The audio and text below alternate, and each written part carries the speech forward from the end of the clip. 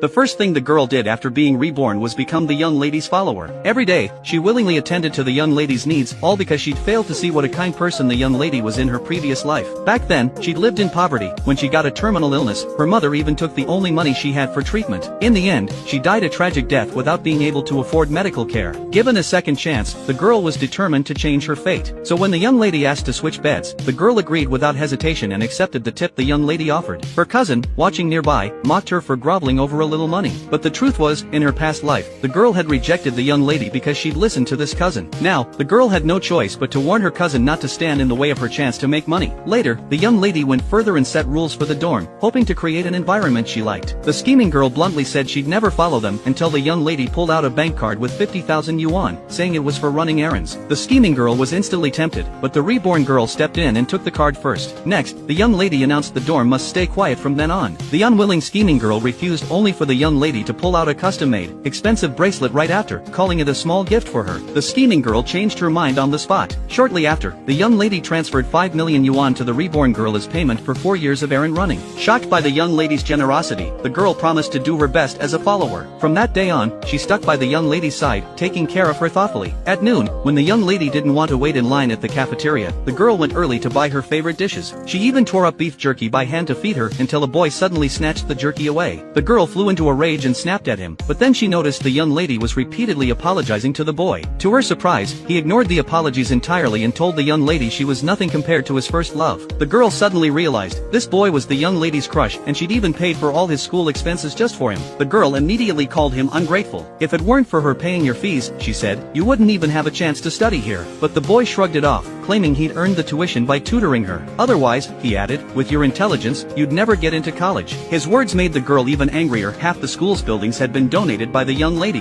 The young lady had every right to choose any major she wanted. The girl told the boy to stop pretending, then picked up her lunchbox to stand up for the young lady. But the jerk grabbed her wrist tightly to stop her. In response, the girl flipped her soup bowl over his head. Watching the girl defend her like this, the young lady felt touched and finally saw the boy's true colors. She walked over without hesitation and slapped him hard, declaring clearly, she's with me. No one can bully her. It was the first time the reborn girl had ever felt protected by someone. Soon after, the boy's much defended first love showed up. She pretended to bring a sandwich to apologize for the boy, but the reborn girl wasn't about to let this fake innocent act slide. She exposed the girl's trick on the spot. The sandwich was moldy, so much so that the mold had covered the QR code on its packaging. The young lady, watching the girl stand up for her, felt deeply grateful. She offered to reward the girl, but the girl insisted it was just her duty and refused payment. This made the young lady start to see her as a friend. Before long, the class held a selection for outstanding poor